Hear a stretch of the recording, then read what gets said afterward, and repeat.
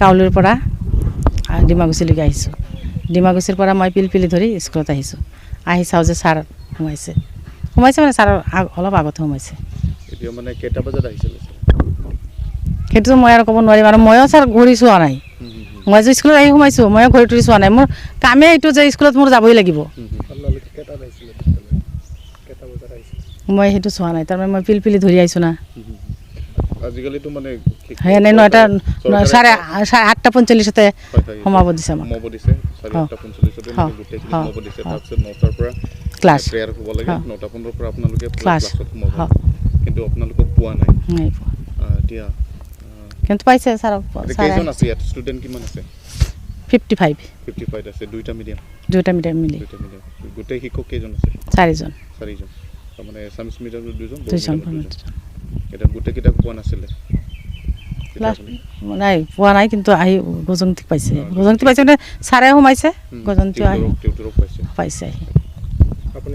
মই নাছিলোঁ। নাছিল। সদায় কিয় এনেকৈ কৰিম ছাৰ? আজিতো মই কৈয়ে আছোঁ বাৰে বাৰে যে মোৰ এনেকুৱা অৱস্থা হ'ল। কিন্তু মানে তেওঁলোকে কৈছে বহুত দিনৰ পৰা তেনেকৈ মানে কাম খেলি শিক্ষকবিলাক নহয় ছাৰ, গুণ উৎসৱতো অনুপস্থিত থাকে বুলি, সেইটো কাৰণে তেওঁলোকে তাৎক্ষণিকভাৱে ভিজিট কৰিবলৈ। আজি এতিয়া 1টা না 1টা দিলোঁ? 1:15 ছুটি দিছোঁ। আমি 2:30-3টা বাজি যায় আমাৰ।